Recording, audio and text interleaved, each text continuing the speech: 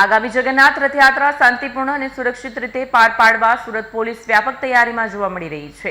આ અંતર્ગત Surat railway station ખાતેથી પોલીસે ફ્લેગ માર્ચ સાથે રિહર્સલ હાથ ધર્યું। સુરતમાં આગામી જગન્નાથ રથયાત્રાને સુરક્ષિત અને શાંતિપૂર્ણ બનાવવા પોલીસ તંત્ર સંપૂર્ણ સજ્જ બન્યું છે। ઝોન 4 ડીસીપીના માર્ગદર્શન હેઠળ રથયાત્રાના રૂટ, રેલવે સ્ટેશન અને અન્ય સંવેદનશીલ વિસ્તારોમાં ફ્લેગ માર્ચ તથા કોમ્બિંગ ઓપરેશન હાથ ધરાયું।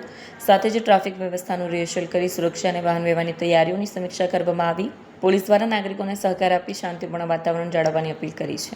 16મી જુલાઈએ ભગવાન જગન્નાથ સમગ્ર સુરત શહેરમાં ભ્રમણ કરશે, એમની શોભાયાત્રા છે અને સમગ્ર સુરત શહેરના લોકોને દર્શન કરવા માટે સમગ્ર સુરત શહેરમાં શોભાયાત્રા રૂપે ભગવાન જગન્નાથ ફરવાના છે।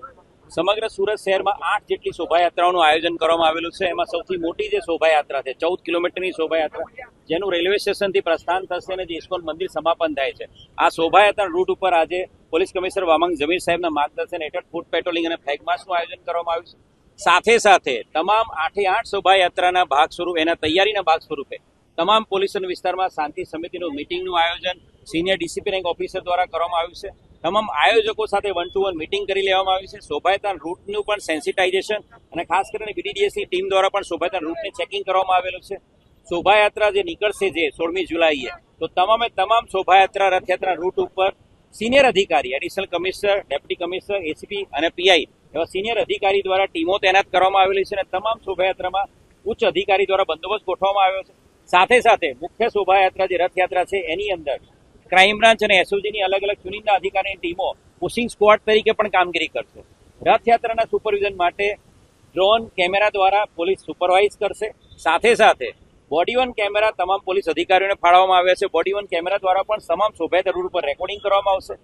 આ ઉપરાંત CCTV command and control room દ્વારા વિશ્વાસ પ્રોજેક્ટ અંતર્ગત સીસીટીવી કમાન્ડ એન્ડ કંટ્રોલ છે એ દ્વારા DCP rank officer command and control room મારફતે સમગ્ર શોભાયાત્રા રૂટ ઉપર સીસીટીવી કેમેરા દ્વારા સુપરવિઝન કરશે।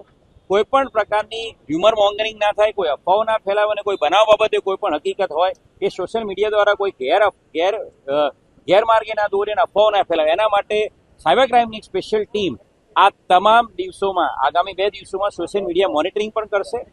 સાથે સાથે તમામ રૂટ ઉપર ફિક્સ બંદોબસ્ત, સ્ટેટિક બંદોબસ્ત, મૂવિંગ બંદોબસ્ત, ડીપ પોઈન્ટ બંદોબસ્ત અને ધાબા પોઈન્ટ બંદોબસ્ત, 5 લેયરમાં બંદોબસ્ત ગોઠવવામાં આવ્યો છે।